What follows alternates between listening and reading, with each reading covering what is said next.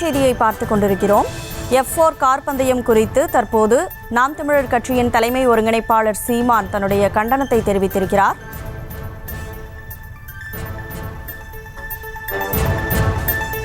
F4 car பந்தயம் குறித்து தற்போது சீமான் கண்டனம் தெரிவித்திருக்கக்கூடிய தற்போதைய செய்தியை பார்த்து கொண்டிருக்கிறோம். கூடுதல் விவரங்களோடு நமது செய்தியாளர் பாரி கார்த்திக் இணைப்பில் இருக்கிறார். வணக்கம் பாரி கார்த்திக், முழு விவரம்.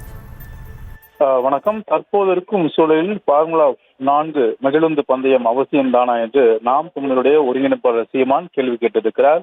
சென்னை அண்ணா சாலையில் வருகின்ற ஆகஸ்ட் 31 அன்று ஃபார்முலா 4 மகிழுந்து பந்தயம் நடத்த திமுக அரசு திட்டமிட்டுள்ளது வன்மையான கண்டனத்துக்கு உரியது என்று சொல்லும் அவர், ஊதிய உயரும் கேட்டு மருத்துவர்கள் மற்றும் செவிலியர்கள், பள்ளி ஆசிரியர்கள், கல்லூரி பேராசிரியர்கள், மக்களை தேடி மருத்துவ ஊழியர்கள், போக்குவரத்துறை ஊழியர்கள் என பல்வேறு தரப்பினரும் வீதியில் இறங்கி போராடி வருகின்ற இந்த சூழலில் அவர்களுக்கு பணி நிரந்தரம் உள்ளிட்ட பல்வேறு பிரச்சனைகள் இருக்கும். அதையெல்லாம் சுட்டிக்காட்டாமல் தற்போது இந்த பந்தயம் அவசியம்தானா என்றும் கேள்வி கேட்டிருக்கிறார்.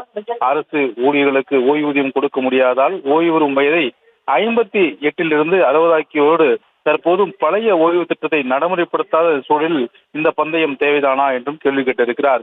மேலும் அரசு பள்ளிகளில் அடிப்படை கட்டமைப்பை கூட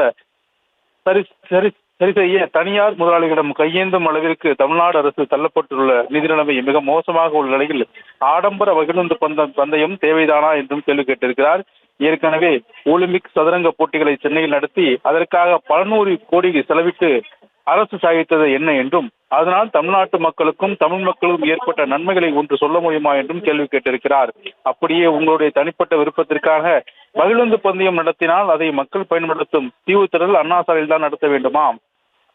அதற்கென இருக்கும் இருங்காட்டுக்கோட்டை சோழவரத்தில் இந்த பந்தயத்தை நடத்தலாமே என்றும் கேள்வி கேட்டுகிறார்.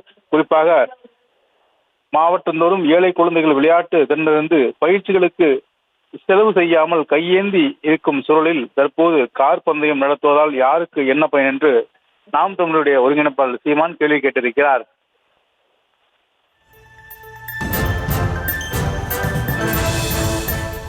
விவரங்களுக்கு நன்றி பாரி கார்த்திக். செய்திகளை உடனுக்குடனும் துல்லியமாகவும் தெரிந்து கொள்ள சப்ஸ்கிரைப் பண்ணுங்க.